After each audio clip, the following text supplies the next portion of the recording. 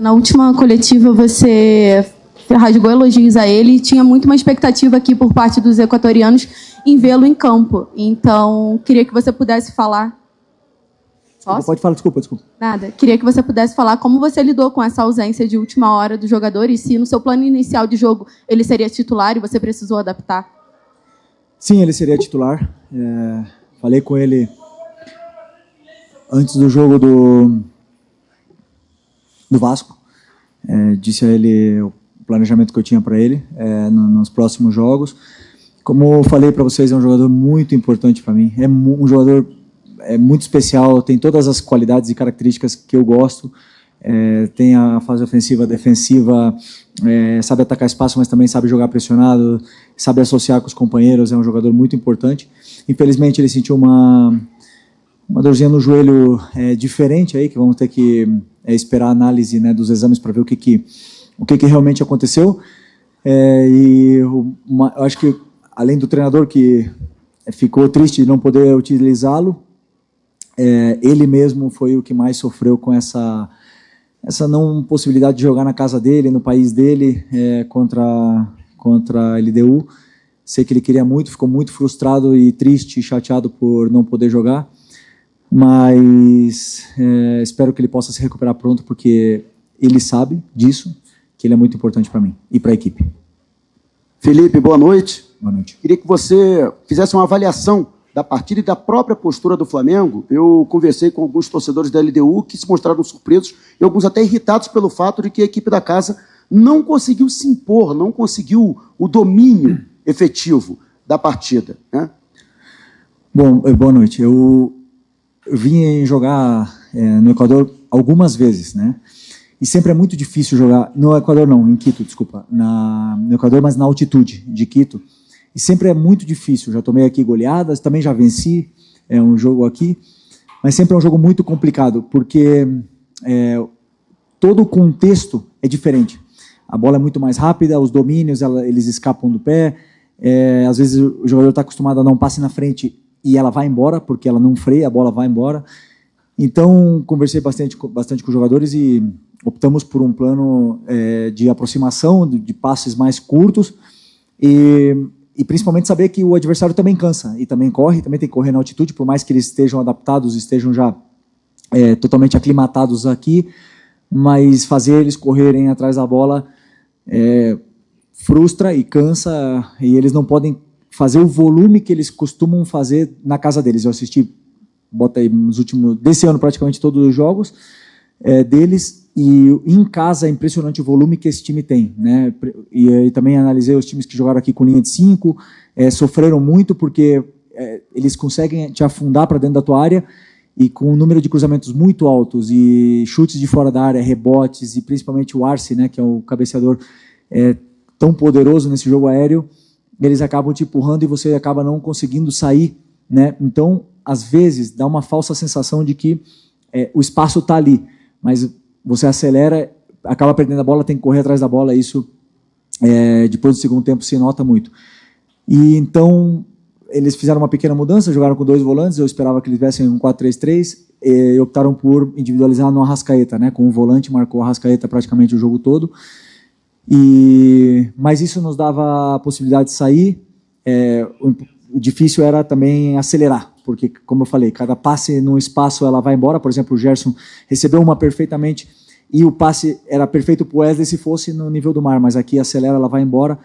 E isso os jogadores entenderam rápido com o treino de ontem, com o jogo de hoje, então optaram por ter um jogo mais de controle o tempo todo e esperar pelas chances aparecerem, pela atração do adversário na pressão da bola. Tivemos aí oportunidades, né, de finalizar, de chegar perto da área, e depois não conseguimos fazer, mas pelo que eu vi principalmente do jogo do Táchira, é que a LDU dominou todo o segundo tempo e foram mais de 15 cruzamentos na área.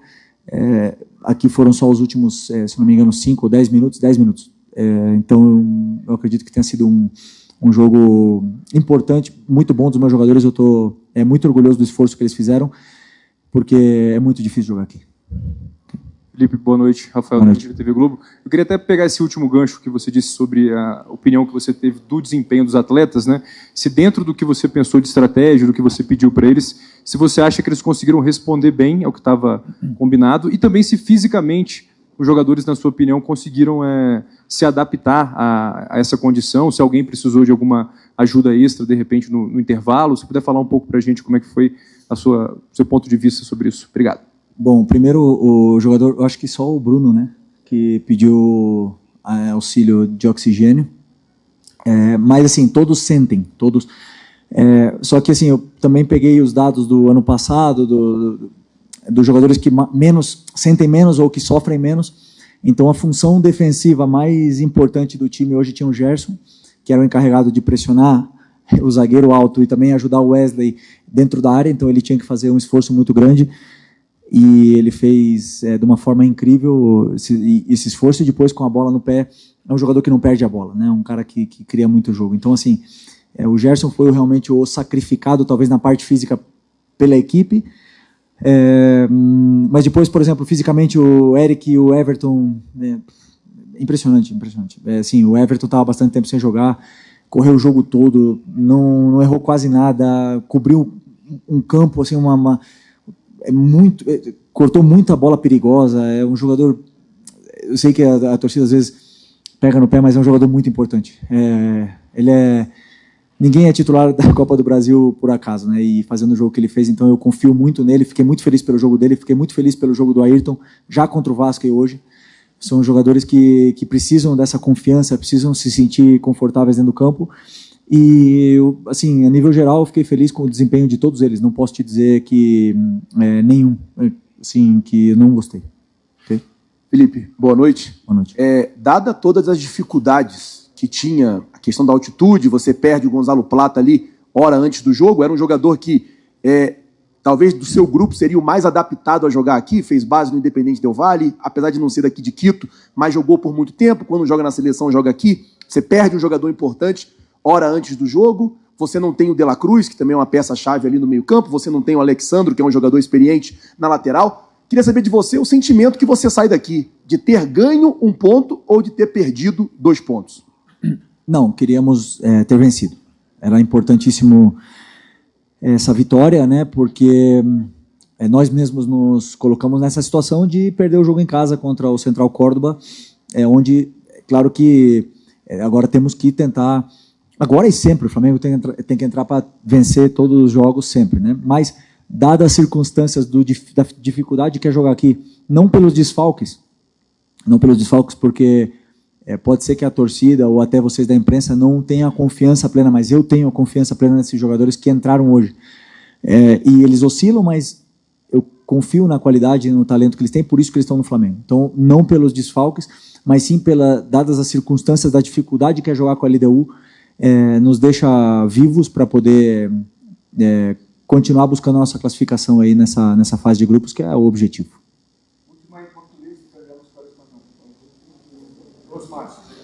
Felipe, aqui na frente, tudo bem? Boa noite. Gabriel Alfa, Papa Azul Rubro Negro, Revista Placar. Felipe, hoje você fez seu primeiro jogo como técnico na altitude, né? Você já atuou algumas vezes como jogador, seu primeiro jogo hoje. Eu queria que você falasse quais foram as principais diferenças na sua preparação, né? A gente sabe que a sua preparação provavelmente começou logo depois do jogo contra o Vasco, né? Que você gosta de sempre preparar o próximo jogo. Quais as principais diferenças que você encontrou de ser um técnico e ser um jogador na altitude? E se puder falar também um pouquinho sobre o Ayrton Lucas, de novo, fez uma excelente partida, sendo muito elogiado nas redes sociais. Obrigado. Cada entrevista que eu dou é quase a primeira vez em alguma coisa, né? Primeira vez no Brasileiro, primeira na Libertadores, primeira na altitude. Treinador jovem é assim. Mas estamos aí para isso, para evoluir, continuar aprendendo e melhorando. Mas,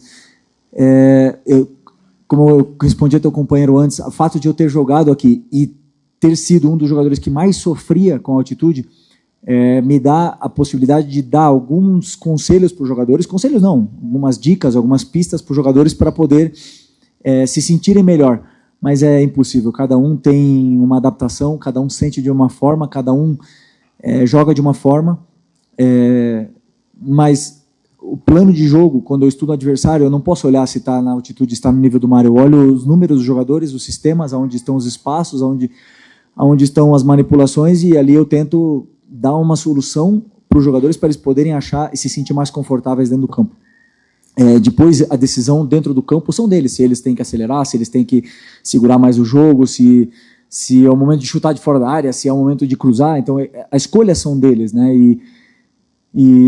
Mas a única coisa que eu falo, assim, que eu tentei falar para eles o que eu achava de quando a gente jogava aqui, o que servia mais para a equipe. E eles, às vezes, a maioria deles já jogou aqui, sabe perfeitamente como é que é. Se sofre, não tem o que fazer, se sofre. Aqui você vem para sofrer. É impossível desfrutar do mesmo jeito que no nível do mar, né? Mas é uma dificuldade que temos pela frente, e essa é a beleza da Copa Libertadores, na minha opinião. Eu acho uma experiência bonita poder jogar na altitude. Desculpa, do Ayrton. Então, eu já elogiei ele depois do jogo do Vasco para ele, para o grupo também. O Ayrton precisava de um jogo sólido, um jogo onde ele dominasse a lateral outra vez, que ele se sentisse dono da posição, onde ele controlasse os tempos de ataque e de defesa, e contra o Vasco ele não errou passes, ele fez o time andar muito rápido, uma forma rápida, e depois ele deu uma solidez defensiva para a equipe, e principalmente a bola aérea no jogo da defesa da área, que era uma coisa que a própria torcida pegava no pé. Ele teve que marcar o Vegete praticamente todo o jogo, e ele fez perfeito. O tempo que ele durou, como eu falei, ele estava sem sequência, e é muito difícil o jogador desempenhar sem sequência. E aí hoje, com o jogador com confiança e com sequência, a gente vê o Ayrton que veio para o Flamengo, esse Ayrton que me deixou no banco, o Ayrton que é capaz de chegar na seleção brasileira, e pode muito mais. Nós vamos, pouco a pouco, dando esses pouquinhos de confiança para ele evoluindo aí e continuar crescendo junto com a equipe, que ele é muito importante para a gente. Felipe, aqui. Oi, tudo Boa bem? noite. Letícia de Almeida, Falazoeiro TV. Me permite fugir um pouquinho do tema do jogo, né, em si. A informação que saiu essa semana é que o Flamengo foi comunicado que o time, né, da Turquia, o Göztepe, não vai exercer a opção de compra do meia Vitor Hugo. E, por consequência, ele vai retornar ao Flamengo. E aí a informação que saiu também na imprensa, é que você teria dito que não conta com o jogador e que ele estaria sendo liberado para ser negociado. Queria que você explicasse, né, ou esclarecesse essa situação a respeito do meia Vitor Hugo. Obrigada. Não é verdade. Primeiro, ninguém nem mencionou o nome do Vitor Hugo para mim, da diretoria, nem o presidente, nem ninguém. Eu falo com o Boto diariamente e não foi em nenhum momento o assunto. Eu joguei com ele, eu gosto muito dele, é um jogador muito bom, importante, que não perde a bola, é um meia com muita qualidade e que foi titular do Flamengo em 2022, parte de 2023 com o São Paulo, e foi praticamente titular na frente do Everton Ribeiro, e perdeu espaço em 2024 e optou por sair, né? Então, assim, a montagem de elenco, eu participo e dou opinião, mas a montagem de elenco não é minha. Se no dia de amanhã o Boto resolver trazer o Haaland sem falar comigo, eles podem fazer, claro, eles vão escutar minha opinião, eu vou falar, esse jogador encaixa mais ou menos, e eles vão fazer, a montagem de elenco sempre é da diretoria. Então, no caso do Vitor Hugo, não é verdade, é um grande jogador, eu não sabia de nada, mas claro que virão reforços, os jogadores chegarão aqui para ajudar, outros que não estão tendo espaço e vão sair, esse é o ciclo do futebol, sempre o importante é que tenhamos um elenco bem compensado em todas as posições, para que aconteça o que aconteceu hoje. Perdemos 2 volantes, mas os 2 volantes que jogaram são top, e perdemos um lateral e o outro é top, e ainda tem um que vai voltar, e essa concorrência faz eles crescerem. Hoje, por exemplo, para mim, o melhor zagueiro do Brasil até agora, que foi o Léo Pereira, ficou fora, os outros 2 jogaram muito, então para mim isso é ter um elenco completo e equilibrado na forma para eu poder depois escolher as peças e a equipe ser forte, independente das peças que faltam. Mas, repito, ninguém falou comigo do Vitor Hugo. Mentira o que falaram por aí. Em espanhol, tá bom. Boa noite, Felipe Luiz. Se você poderia falar sobre o que vai voltar, o que vai mudar o próximo jogo com LDU no Rio de Janeiro, o próximo mês. Obrigada. Ok, espanhol, tá? Bueno, el LDU obviamente que está muy adaptado a jugar en su ciudad, en su casa, pero también saben jugar fuera, ¿no? Me imagino que va a ser un equipo que va a seguir intentando presionar, va a seguir intentando hacer su juego, que es un juego muy vertical, directo, sobre todo con muchos cambios de frente y de orientación y centros al área y rupturas al espacio. Entonces, imagino que van a intentar aprovechar muy bien nuestras pérdidas para intentar tirar contras rápidas. Pero en nuestra casa obviamente tenemos que hacer un partido muy sólido, mucho más sólido de lo que hicimos con Córdoba, para poder ganar, porque por supuesto no es fácil. Un equipo que llega a la fase de grupo de Libertadores nunca es fácil de jugar. Hola, profe, ¿cómo le va? Luis Quiroz de Radio La Red, le saluda, un gusto. Le salió a la perfección la planificación del partido, analizábamos que usted incluso estudió mucho al rival. La banda más fuerte que tiene Liga es la derecha, cuando se junta Daniel de la Cruz y Brian Ramírez marcan una diferencia notable. Y hoy prácticamente los tuvieron cubiertos, no un mano a mano y no ganaron. ¿Salió a la perfección lo que usted quería venir atrás, llevarse un punto de Quito? Bueno, a nivel defensivo fue un partido muy sólido, sí. No, yo no quería venir aquí a ganar un punto, yo quería ganar 3. El plan de partido a nivel defensivo estuvo muy bien, sobre todo porque la línea estaba muy valiente, estaba alta, dejábamos pocos espacios entre líneas. Con eso no tenían tiempo para girar el juego rápido y encontrar a este jugador que es súper peligroso, que es Ramírez, ¿no? El extremo. Me encantó, me parece buenísimo. Tiene muchísimas asistencias, el lateral también. Y creo que es joven, ¿no? El lateral, si no me equivoco, es muy joven. Tiene mucho más margen de mejora aún. Y sabíamos de eso, entonces yo creo que al adelantar bien las líneas y los jugadores tuvieron mucho coraje para jugar altos, no dimos los espacios y los tiempos para que ellos pudieran asociarse. Entonces tuvieron que hacer un juego más directo y ahí nuestros centrales se sintieron cómodos en esa situación y conseguimos acelerarles, ¿no?, el juego.